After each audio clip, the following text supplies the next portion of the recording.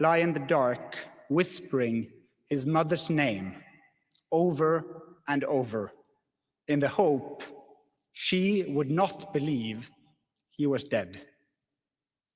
A 16-year-old boy eventually came home, so ravaged by electric shocks and beatings that he could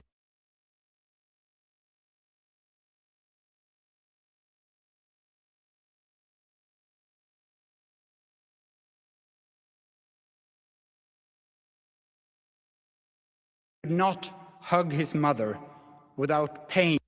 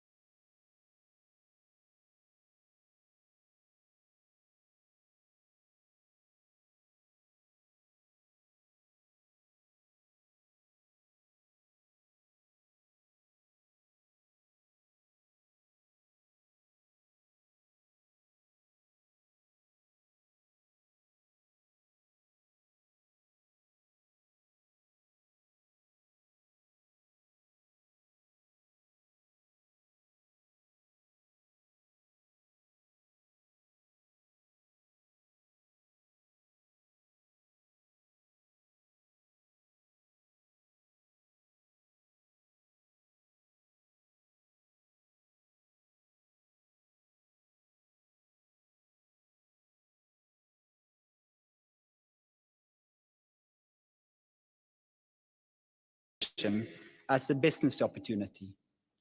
A quarter of the population has already fled the country, one of the world's largest refugee crises. Those who remain live under a regime that systematically silences, harasses, and attacks the opposition. Venezuela is not alone in this darkness. The world is on the wrong track. The authoritarians are gaining. We must ask the inconvenient question: why is it so hard for us to preserve democracy, a form of government that was conceived to protect our freedom and our peace?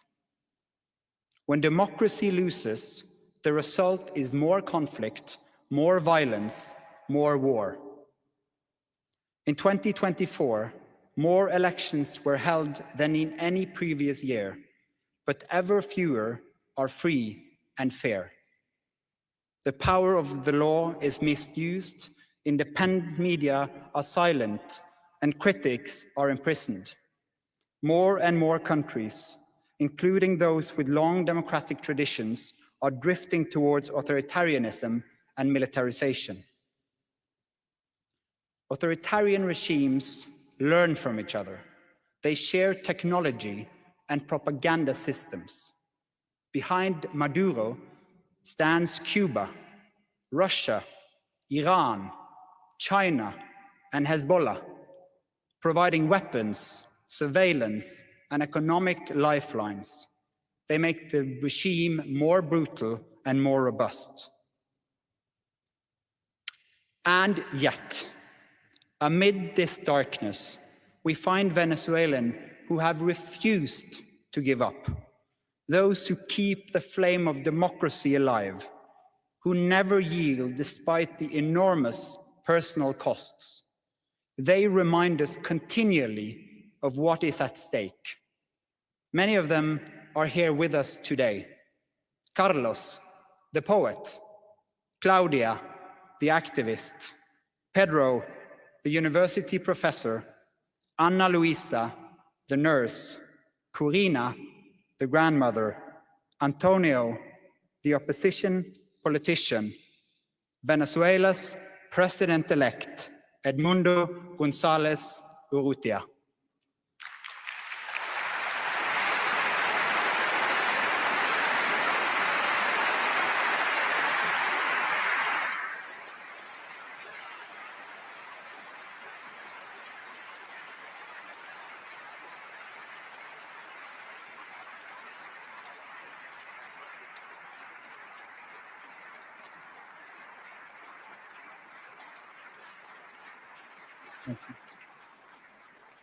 The Nobel Peace Prize laureate, María Corina Machado, has done everything in her power to be able to attend the ceremony here today.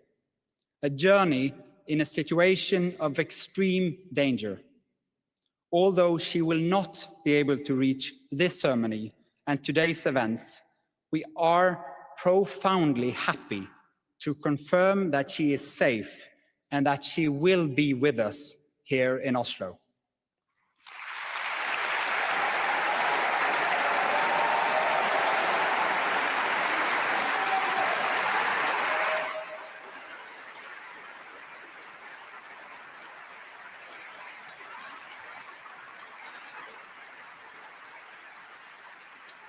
At the heart of the battle for democracy shines the simple truth. Democracy is more than a form of government. It is also the basis for lasting peace. Millions of Venezuelans know this. Year after year, students, trade unions, journalists, business groups, and ordinary citizens have mobilized in waves of resistance. They have filled the streets in protest. When their votes were taken away, they banged pots and pans.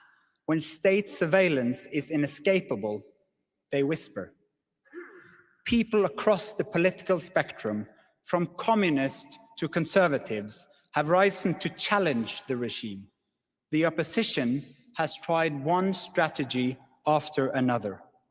Through it all, they have said, "We strive not for revenge, but for justice, for the sanctity of the ballot box, for democracy, and for peace." But they are told in reply that those things are impossible, that they will fail. And when the Venezuelans asked the world to pay attention, we turned away. As they lost their rights, their food, their health and safety, and eventually their own futures, much of the world stuck to old narratives. Some insisted Venezuela was an ideal egalitarian society. Others wanted only to see a struggle against imperialism.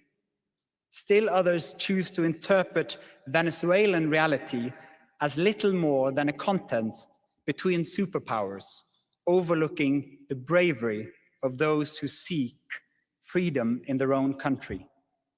What all these observers have in common is this: the moral betrayal of those who actually live under this brutal regime.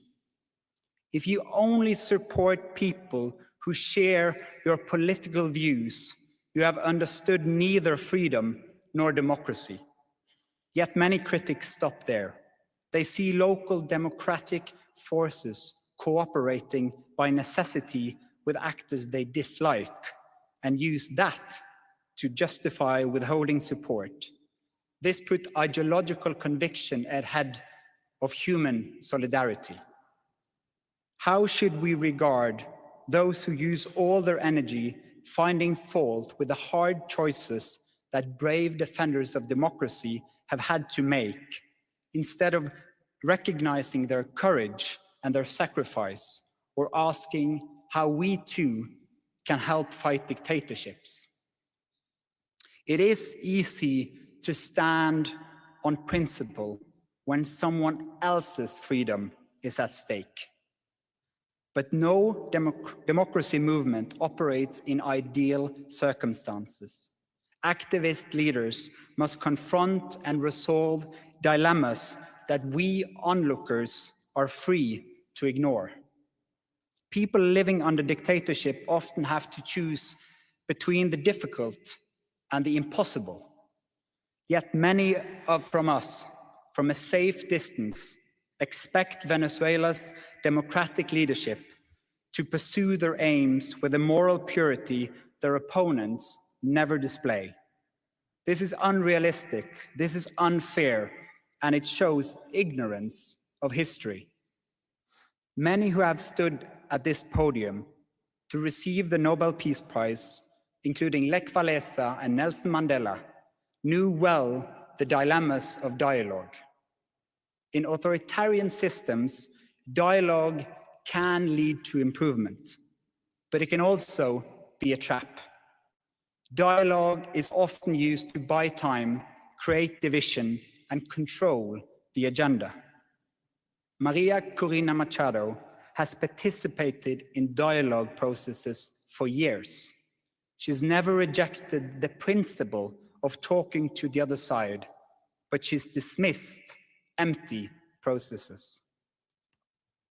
Peace without justice is not peace. Dialogue without truth is not reconciliation. Venezuela's future can take many forms, but the present is one thing only. It is horrific. That is why the democratic opposition in Venezuela must have our support, not our indifference or worse, condemnation. Every day, its leaders must choose a path that is in fact open to them, not the path of wishful thinking. Support for democratic development is support for peace. But since the announcement of this year's Nobel Peace Prize, the question has been posed: does democracy really lead to peace? The research findings are crystal clear, and the answer is yes. Not because democracy is perfect, but because the mechanisms of democracy make war less likely. Democracies are equipped with safety valves, free media, power-sharing structures, independent courts, civil society organizations, and elections that make it possible to change leadership without violence. In this political environment, differing options are not a threat to be put down, but an advantage. In a democracy, a leader who ignores facts can be replaced in the next election. In an authoritarian regime, the leader stays in power and replaces all who tell uncomfortable truths. Loyalty takes the place of reality, and dangerous decisions are taken in the dark.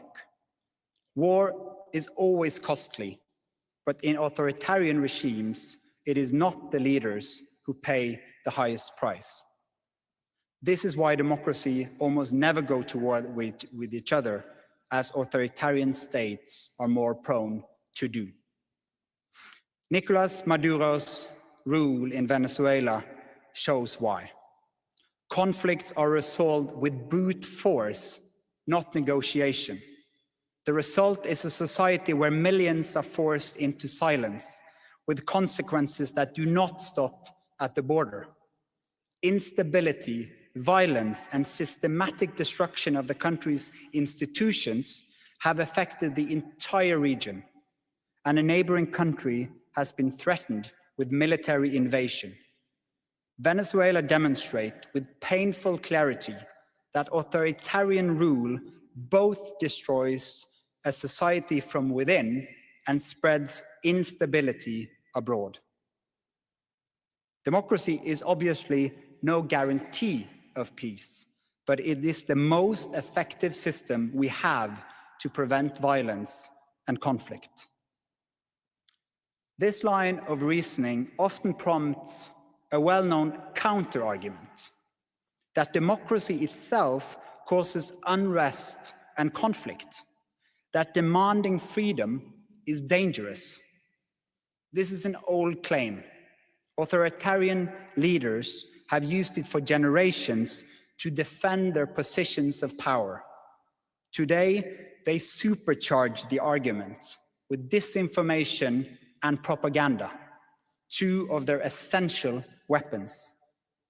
Ladies and gentlemen, as citizens of a democracy, we have a duty to be critical of information sources.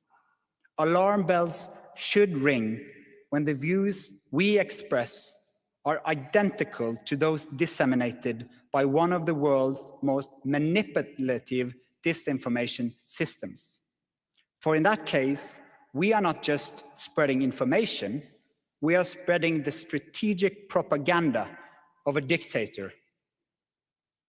What are we all to think when we read that it's the Venezuelan opposition that is threatening the country with war, that the democratic movement desire an invasion, when the narrative is turned upside down and when the victims are branded as aggressors? This is a version of reality that the Maduro regime tells the world, that it is the guarantor of peace. But peace based on fear, silence, and torture is no peace. It is submission depicted as stability. No, the source of the violence is not the democracy activists. It is those at the top who refuse to cede power. It was not Nelson Mandela who made South Africa violent, but the apartheid regime's crackdown on demands for equality. Opposition groups did not start the imprisonments in Belarus, the executions in Iran, or the persecution in Venezuela. The violence comes from authoritarian regimes as they lash out against popular calls for change. Peace and democracy cannot be separated without draining both of meaning. Lasting peace depends on the rule of law, political participation, and respect for human dignity. Before we can discuss political disagreements, we must establish some form of democracy. Without it, there is no meaningful distinction between right and left, no way to legitimately disagree, no genuine politics. Democracy is not an expendable luxury. It is not an ornament to be put on a shelf. Democracy is hard work. It is action and negotiation. It is a living obligation.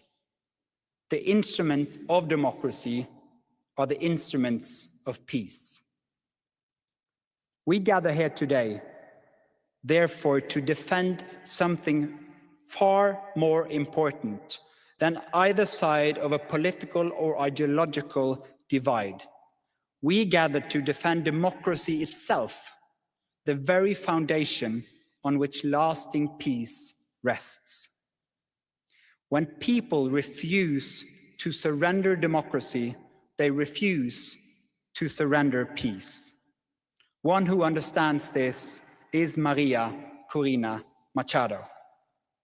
As a founder of Sumate, an organization devoted to building democracy, Ms. Machado stepped forward to advocate free and fair elections more than 2 decades ago. As she herself put it, it was a choice of ballots over bullets. In political office and in her service to organizations, Ms. Machado has spoken out for judicial independence, human rights, and popular representation. She has spent years working for the freedom of the Venezuelan people. The presidential election of 2024 was a key factor in the selection of this year's Peace Prize. Ms. Machado was the opposition presidential candidate and the country's unifying voice of hope. When the regime blocked her candidacy, The movement might have collapsed, but through her support behind Edmundo González Urrutia and the opposition stayed together. The opposition found common ground in the demand for free elections and representative government. This is the very foundation of democracy, our shared willingness to defend the principle of popular rule, even if you disagree on policy.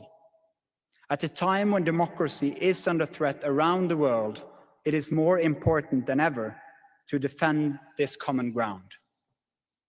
Hundreds of thousands of volunteers mobilized across political divides. They were trained as election observers and used technology in new ways to document each step of the election. Up to 1 million people stood watch over polling stations around the country. They uploaded vote tallies, photographed records, and secured copies before the regime could destroy them.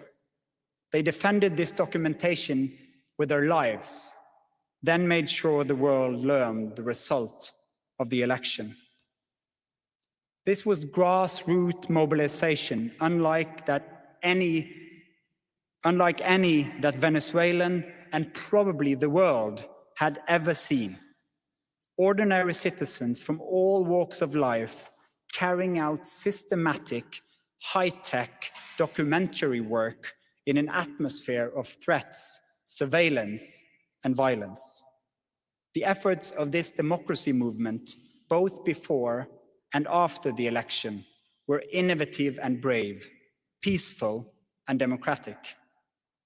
The opposition received international support when its leaders publicized the vote counts that were collected from the country's election districts, showing that the opposition had won by a clear margin. But the regime denied it all. It falsified the election result and clung to power violently. For the past year, Ms. Machado has had to live in hiding.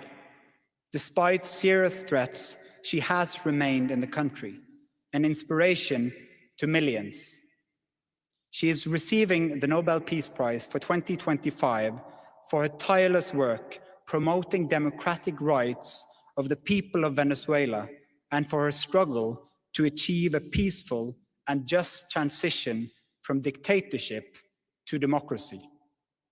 For a long time, the opposition in Venezuela has relied on democracy's toolbox to wage its peaceful civilian campaign. Over the years, Ms. Machado and her allies have had to adapt and change tactics. They've applied almost every democratic tool, from election boycotts when the system was too rotten, to participation when small openings in the process made it possible. They've tried dialogue, organization, mobilization, and extensive election documentation. Ms. Machado has appealed for international attention, support, and pressure, not for an invasion of Venezuela.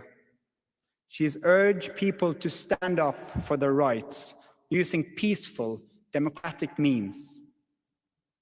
Peace research shows it clearly.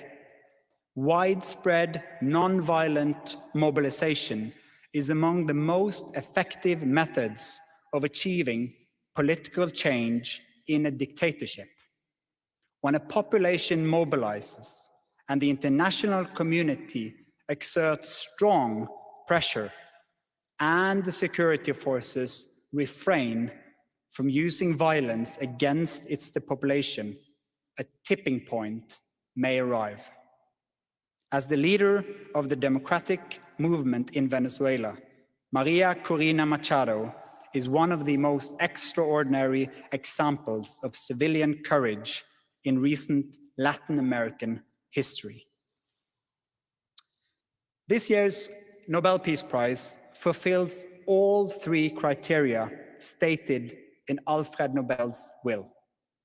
First, the Venezuelan opposition has united political movements, civil organizations, and ordinary citizens in a pursuit of one goal: the restoration of democracy, pulling together diverse groups that previously opposed one another is the modern equivalent of what Alfred Nobel called holding peace congresses.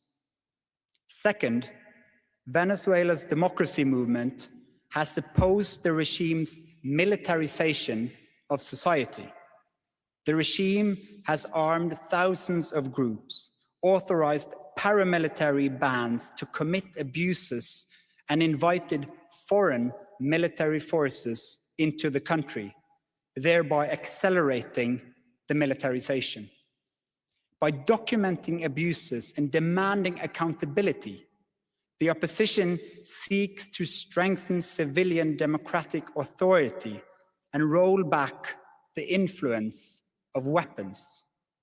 This deprives criminals and regime-friendly militias of their arms and autonomy, and satisfies Nobel's criterion of seeking peace through disarmament. Third, true fraternity or fellowship, the kind Alfred Nobel envisaged, requires democracy. Only when people are able to choose their leaders and speak without fear can peace take root, whether inside a society or between countries. Democracy is the highest form of fellowship and the surest way to lasting peace.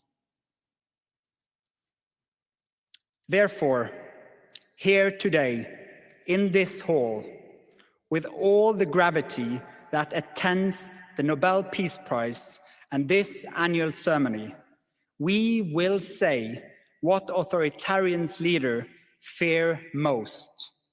Your power is not permanent. Your violence will not prevail over people who rise and resist.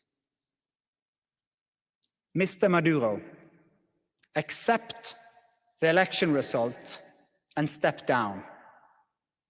Lay the foundation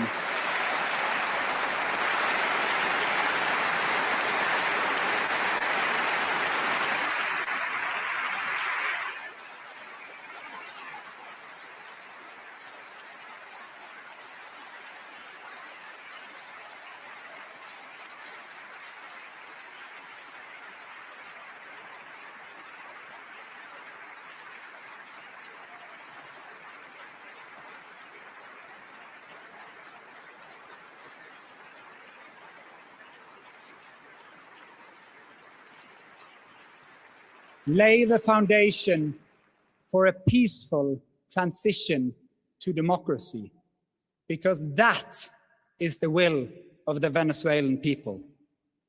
María Corina Machado and the Venezuelan opposition have lit a flame that no torture, no lie, and no fear can extinguish. When the history of our time is written, it won't be the names of the authoritarian rulers that stand out, but the names of those who dared resist, those who stood tall in the face of danger, those who kept going when others gave up. Karl von Ossietzky, Andrei Sakharov, Nelson Mandela. In its long history, the Norwegian Nobel Committee has honored brave women and men who have stood up against repression, who have carried the hope of freedom in prison cells, in the streets, and in public squares, and shown by these actions that resistance can change the world. Today, we honor María Corina Machado. We pay tribute as well to all who wait in the dark, all who have been arrested and tortured or disappeared, all who continue to hope, all those in Caracas and other cities of Venezuela who are forced to whisper the language of freedom. May they hear us now. may they realize that the world is not turning away, that freedom is drawing closer, and that Venezuela will become peaceful and democratic. Let a new age dawn. Thank you.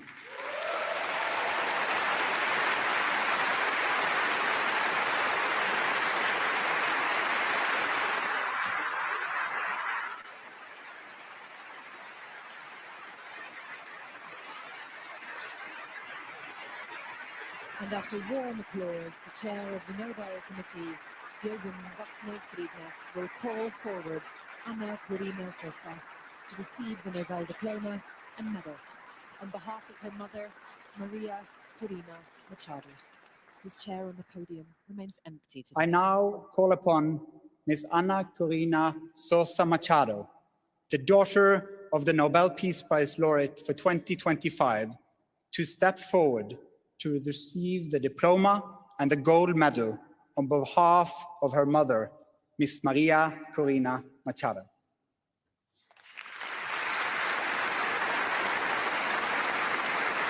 And she steps forward to receive the award on behalf of her mother, who's unable to be with us in Oslo today.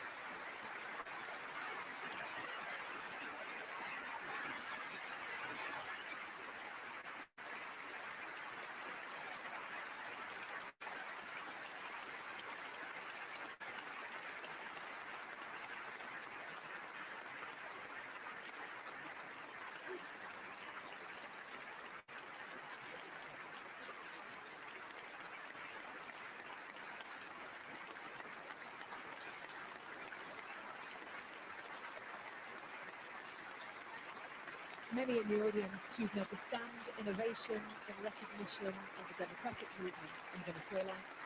As photographers capture the moment, these pictures from this year's Peace Prize will be shared around the world.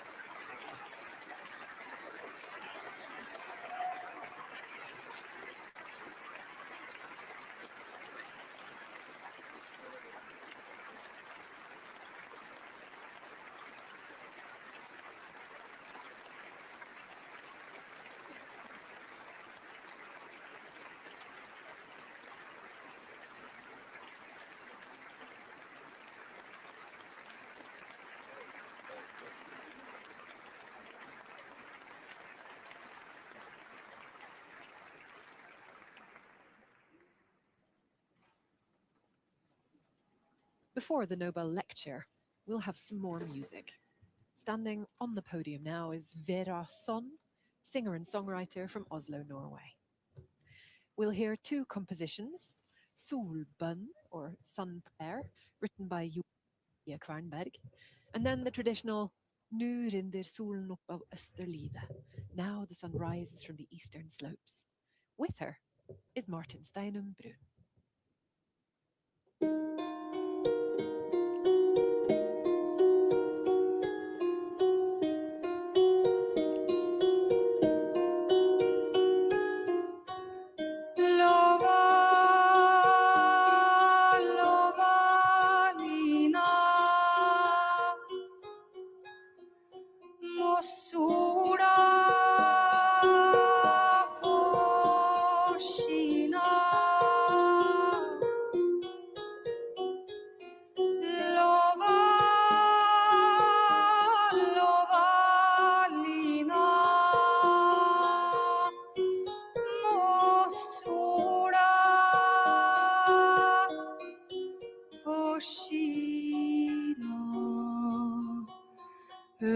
Topp över hei, övergitt arbeid.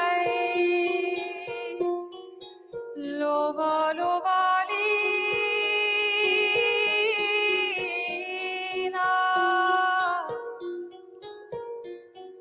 La sola får skina.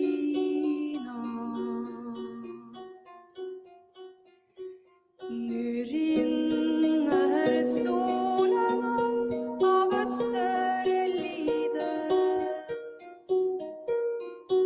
forgyller klippens topp og bjerget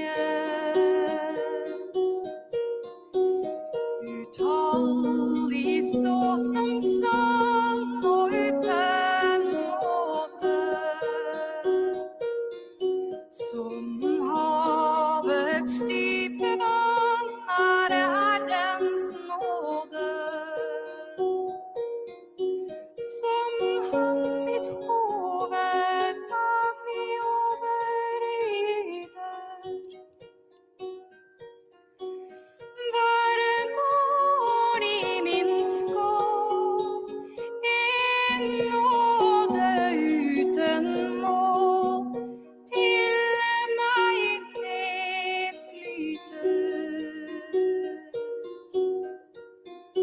Lova, lova lina, må sola få skina. Lova, lova lina, må sola få skina. Over topp, over hei, over gjetarvei. Lova, lova lina, la sola få skina.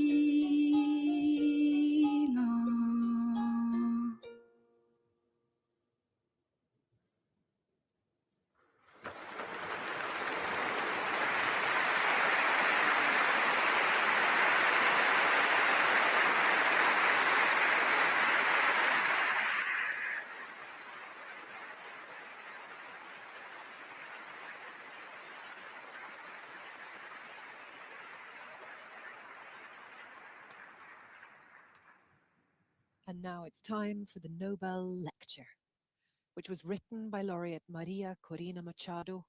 I now call upon Ms. Ana Corina Machado, the daughter of the Nobel Peace Prize laureate, Ms. María Corina Machado, to deliver the Nobel Peace Prize lecture for 2025. Ms. Sosa, will you please take the floor? She takes the floor on behalf of her mother to read the words her mother wrote for the occasion today.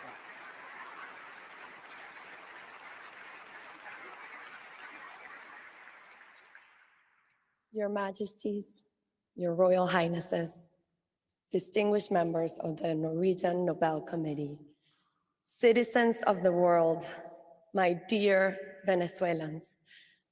First, I want to express our infinite gratitude from my family, from an entire country, to the Norwegian Nobel Committee.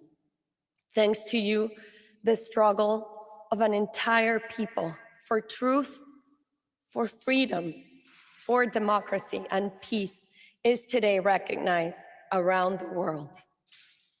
I am here on behalf of my mother, María Corina Machado, who has united millions of Venezuelans in an extraordinary effort that you, our hosts, have honored with the Nobel Peace Prize.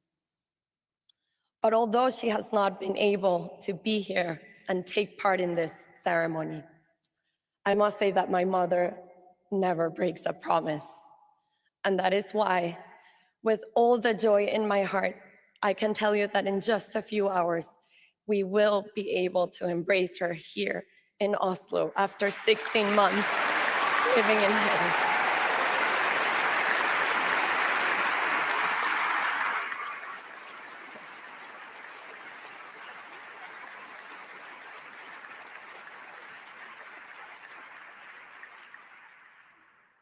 And as I await that moment to hug her, to kiss her, to embrace her after 2 years, I think of the other daughters and sons who do not get to see their mothers today. This is what drives her, what drives all of us. She wants to live in a free Venezuela, and she will never give up on that purpose. That is why we all know, and I know, that she will be back in Venezuela very soon. In the meantime, at this moment, I face the difficult task of giving voice to her words. The speech she prepared for this occasion. This is her speech. I have come here to tell you a story. The story of a people and their long march toward freedom. This march brings me here today as one voice amongst millions of Venezuelans who rose once again to reclaim the destiny that was always theirs. Venezuela was born of audacity, shaped by peoples and cultures intertwined. From Spain, we inherited a language, a culture, and a faith that merged with ancestral indigenous and African roots. In 1811, we wrote the first constitution in the Spanish-speaking world, one of the earliest republican constitutions on earth, affirming the radical idea that every human being carries a sovereign dignity. This constitution enshrined citizenship, individual rights, religious liberty, and separation of powers. Our ancestors carried liberty on their backs. They crossed an entire continent from the banks of the Orinoco to the heights of the Potosí to help give rise to societies of free and equal citizens, out of the conviction that freedom is never whole unless it is shared. From the beginning, we believed something simple and immense, that all human beings are born to be free. That conviction became our national soul. In the 20th century, the earth opened. In 1922, the Reventón in La Rosa erupted for 9 days, a fountain of oil and possibility. In peace, we turned that sudden wealth into an engine for knowledge and imagination. Through the ingenuity of our scientists, we eradicated disease. We built universities of global prestige, museums and concert halls, sent thousands of Venezuelans abroad through scholarships, trusting that free minds would return as transformation. Our cities glowed with the kinetic art of Cruz Diez and Soto. We forged steel, aluminum, and hydropower, proof that Venezuela could build anything it dared to envision. But Venezuela also became a refuge. We opened our arms to migrants and exiles from every corner of the world. Spaniards fleeing civil war, Italians and Portuguese escaping poverty and dictatorship, Jews after the Holocaust, Chileans, Argentinians, and Uruguayans escaping military regimes, Cubans escaping communism, and families from Colombia, Lebanon, and Syria seeking peace. We gave them homes, schools, and safety, and they became Venezuelans. This is Venezuela. We built a democracy that became the most stable in Latin America, and freedom unfolded as a creative force.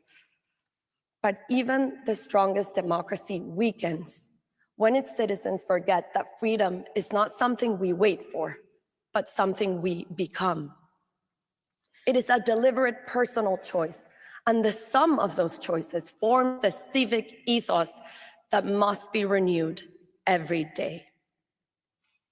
The concentration of oil revenues in the state created perverse incentives. It gave the government immense power over society, which turned into privilege and corruption. My generation was born in a vibrant democracy, and we took it for granted. We assumed freedom was as permanent as the air we breathed. We cherished our rights, but we forgot our duties.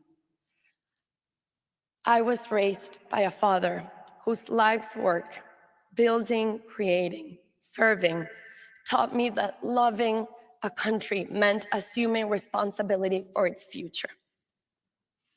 By the time we recognized how fragile our institutions had become, a man who had once led a military coup to overthrow democracy was elected president. Many thought charisma could substitute the rule of law. From 1991 onward, the regime dismantled our democracy, violating the Constitution, falsifying our history, corrupting the military, purging independent judges, censoring the press, manipulating elections, persecuting dissent, and ravaging our extraordinary biodiversity. Oil wealth was not used to uplift, but to bind. Washing machines and refrigerators were handed out on national television to families living on dirt floors, not as progress, but as spectacle. Apartments meant for social housing were handed to a select few with a condition for unquestionable obedience. And then came the ruin, obscene corruption, historic looting. During the regime's rule, Venezuela received more oil revenue than in the previous century combined, and it was all stolen. Oil money became a tool to purchase loyalty abroad, while at home, criminal and international terrorist groups fused themselves to the state. The economy collapsed by more than 80%. Poverty surpassed 86%. Today, 9 million Venezuelans have been forced to flee. These are not statistics, they're open wounds. Meanwhile, something deeper and more corrosive took place. It was a deliberate method to divide society by ideology, by race, by origin, by ways of life, pushing Venezuelans to distrust one another, to silence one another, to see enemies in one another. They smothered us, they took us prisoners, they killed us, and they forced us into exile. It had been almost 3 decades of fighting against a brutal dictatorship, and we had tried everything. Dialogues betrayed, protests of millions crushed, elections perverted. Hope collapsed entirely, and belief in any kind of future became impossible. The idea of change seemed either naive or crazy. It seemed impossible. Yet from the very depths of that despair, a step that seemed modest, almost procedural, changed the course of our history. We decided against all odds to run a primary election. And unlike any act of rebellion, we chose to trust people, to rediscover one another. We traveled by road and by dirt path in a country with gasoline shortages, daily blackouts, and collapsing communications. Forbidding from advertising, without money or media willing to speak our names, we crossed it only with our conviction. Word of mouth was our network of hope. And it spread faster than any campaign, because our desire for freedom was very much alive within us, and it had never died.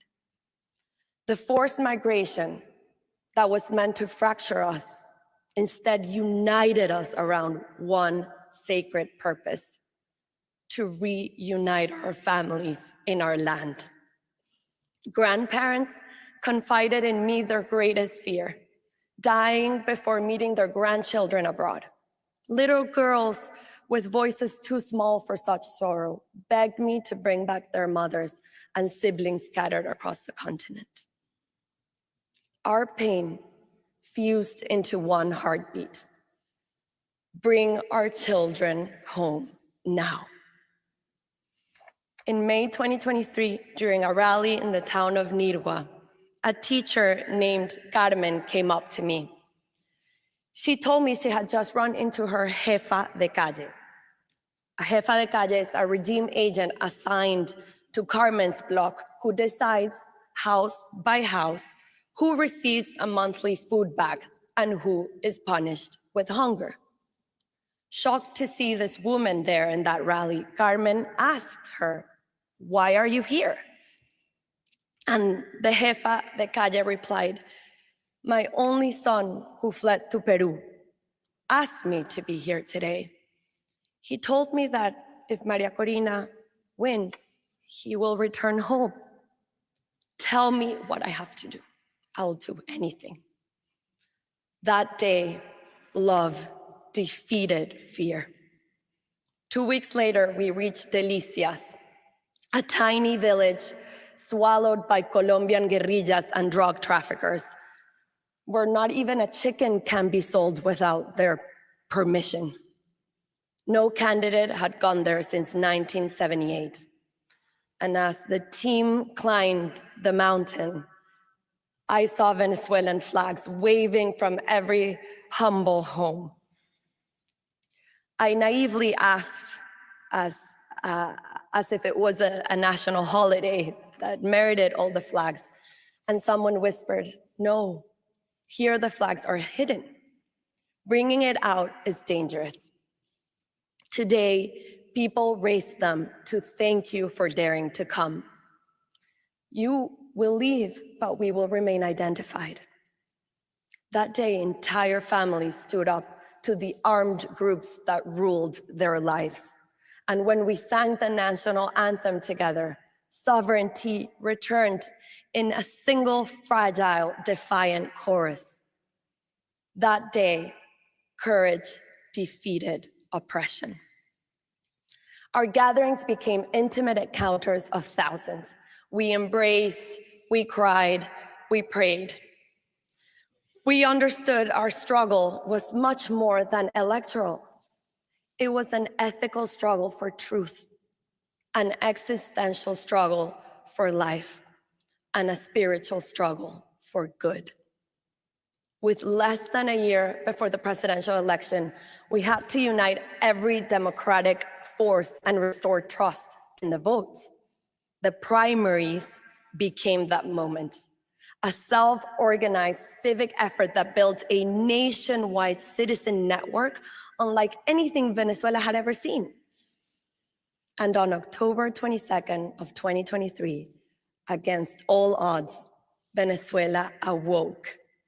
The diaspora, which was a third of our nation, reclaimed its right to vote.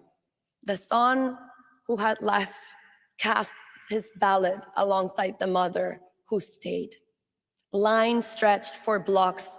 Turnout was so overwhelming that ballots actually ran out. We trusted the people, and they trusted us back.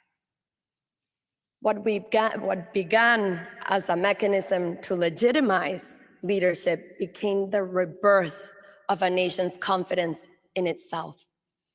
That day, I received a mandate, a responsibility that transcended any individual ambition. I felt humbled and profoundly aware the weight with which I had been entrusted. Threatened by that truth, though, the regime prohibited me from running for president. It was a harsh blow, but mandates belong to the people. We set out to find another candidate who could take my place. Edmundo González Urrutia stepped forward, a calm, brave former diplomat. The regime believed he posed no threat, but they underestimated the resolve of millions of citizens, a plural, vibrant society that in all its diversity found unity in a common purpose. Communities, political parties, unions, students, and civil society stood together and worked as one so that the voice of a nation could be heard. We were 3 months from election day, and almost no one knew his name. But votes were not enough. We had to defend them. For over a year, we had been building the infrastructure to do so. 600,000 volunteers across 30,000 polling stations, apps to scan QR codes, digital platforms, diaspora call centers. We deployed scanners, Starlink antennas, and laptops hidden inside fruit trucks to the furthest corners of Venezuela. Technology became a tool for freedom. Secret training sessions were held at dawn in church back rooms, kitchens, and basements. using printed materials that were moved across Venezuela like contraband. Finally, election day arrived on July 28th, 2024. Before dawn, lines wrapped around blocks. A quiet, trembling hope filled the air. Our live tracking showed turnout rising across every state and town. And then the electoral tally sheets, the famous actas. The sacred proof of the people's will began to appear. First by phone, then WhatsApp, then photographs, then scanned, and finally carried by hand, by mule, by canoe. They arrived from everywhere across Venezuela, an eruption of truth, because thousands of citizens risked their freedom to protect them. Confronted with our overwhelming victory, the regime issued a desperate order. Soldiers were to expel our volunteers from voting centers and block them from receiving the original tally sheets they were legally entitled to. But the soldiers disobeyed. Edmundo González Urrutia won with 67% of the vote in every state, city, and village.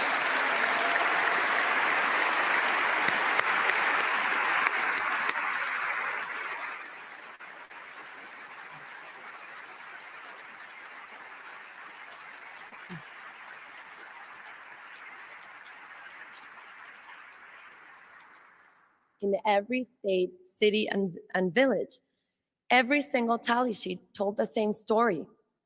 Within hours, they were digitized and published on a website for the world to see. But the dictatorship responded with terror. 2,500 people kidnapped, disappeared, tortured, homes marked, entire families taken as hostages. Priests, teachers, nurses, students, anyone who dared share a tally sheet was hunted down. These are crimes against humanity, documented by the United Nations. State terrorism deployed to bury the will of the people. Some of the more than 220 children detained after the elections were electrocuted, beaten, and suffocated until they repeated the lie the regime needed, falsely incriminating themselves of being paid by me to protest. Women and girls in prison are right now being forced into sexual slavery, made to endure abuse in exchange for a family visit, a meal, or the chance to take a bath. And yet, the Venezuelan people did not surrender. During the past 16 months in clandestinity, we have built new networks of civic pressure and disciplined disobedience, preparing for Venezuela's orderly transition to democracy. That is how we reach this day, a day carrying the echo of millions who stand at the threshold of freedom. This prize carries profound meaning. It reminds the world that democracy is essential to peace. And more than anything, what we Venezuelans can offer the world is the lesson forged through this long and difficult journey, that to have democracy, we must be willing to fight for freedom. And freedom is a choice that must be renewed every day, measured by our willingness and our courage to defend it. For this reason, the cause of Venezuela transcends our borders. A people who choose freedom to contribute not only to themselves, but to humanity. We attain freedom only when we refuse to turn our backs on ourselves, when we confront the truth directly, no matter how painful, when love for what truly matters in life gives us the strength to persevere and to prevail. Only through that inner alignment, that vital integrity, do we rise to meet our destiny.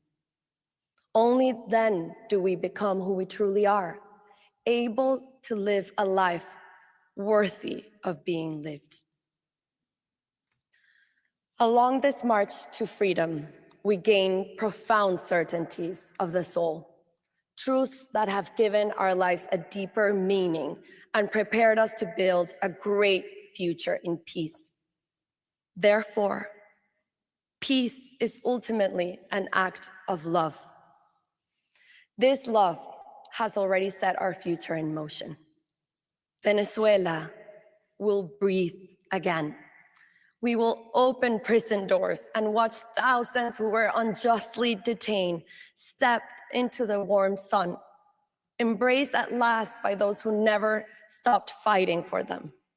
We will see grandmothers settle children on their laps to tell them stories not of distant forefathers, but of their own parents' courage. We will see our students debate ideas passionately and without fear, their voices rising freely at last. We will hug again, fall in love again, hear our streets fill with laughter and music again, and all the simple joys in the world that we have taken for granted will be ours. My dear Venezuelans, the world has marveled at what we have achieved. And soon it will witness one of the most moving sights of our time, our loved ones coming home. And I will stand again on the Simón Bolívar Bridge where I once cried the thousands who were leaving and welcome them back into the luminous life that awaits us. Because in the end, our journey towards freedom has always lived inside us. We are returning to ourselves. We are returning home. Allow me to honor the heroes of this journey. Our political prisoners, the persecuted, their families, and all who defend human rights. Those who sheltered us, fed us, and risked everything to protect us. The journalists who refused silence, the artists who carried our voice, my exceptional team, my mentors, my fellow political and social activists, the leaders around the world who joined us and defended our cause. My 3 children, my adored father, my mother, my 3 sisters, my brave and loving husband, who've all supported me throughout my life. And above all, the millions of anonymous Venezuelans who risked their homes, their families, and their lives out of love. To them belongs this honor. To them belongs this day. To them belongs the future. Gracias.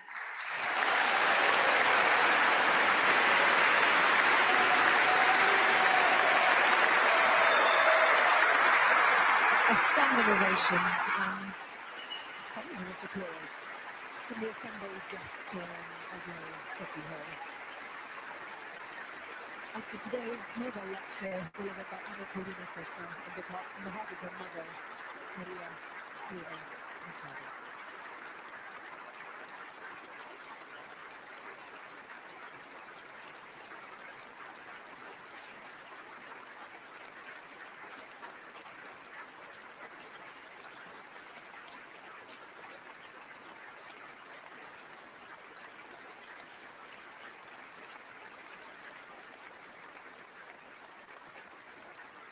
She's represented her mother on several occasions. This must be quite the highlight. And the applause continues.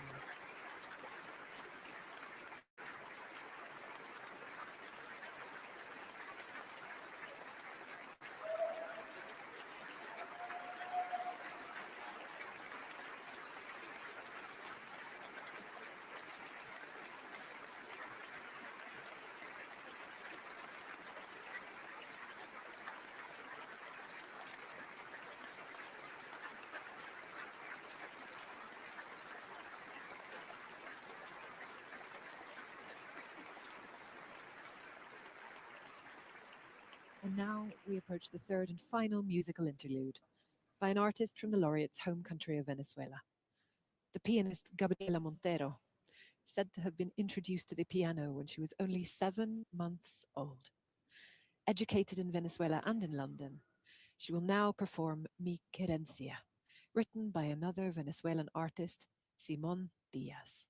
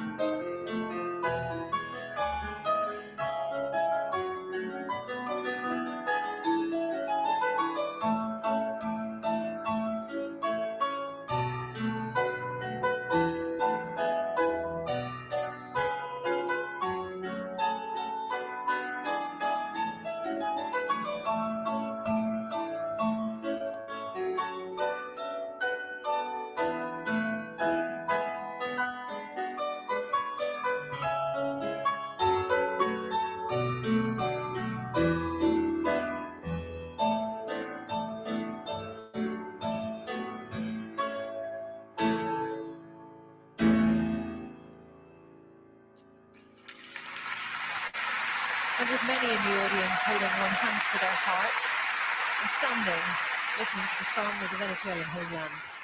We approach the end of the ceremony.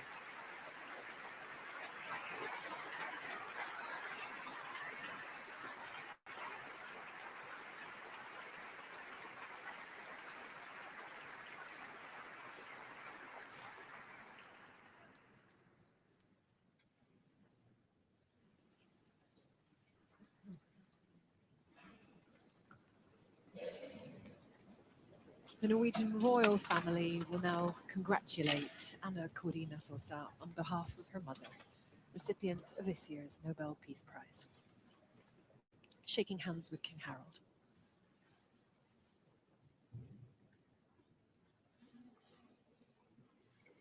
Who then goes on to greet members of the Nobel Committee. Her Majesty Queen Sonia following close behind.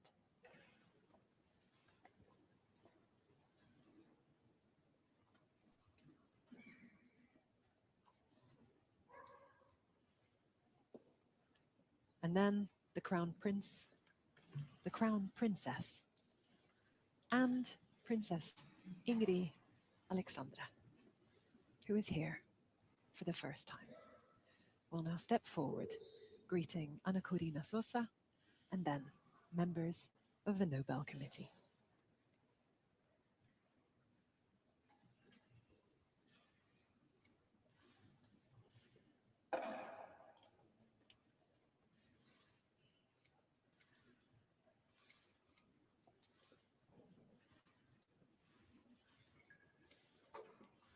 The procession will begin once more to the tune of the Royal Norwegian Navy Band playing the parade march.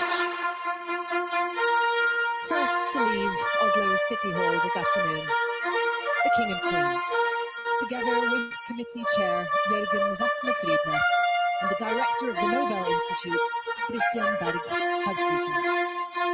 Behind them, the Crown Prince and Princess, the Mayor of Oslo, together with Princess Ingrid Alexandra, followed by the King's aide-de-camp. And above us all now, we hear the famous City Hall bells begin to chime. And María Corina Machado will now leave the hall together with the Nobel Committee. She'll be escorted out by the committee's deputy chair and the rest of the committee, and then the other honoured guests will follow. That's it from this year's Nobel Peace Prize. Thank you so much for watching.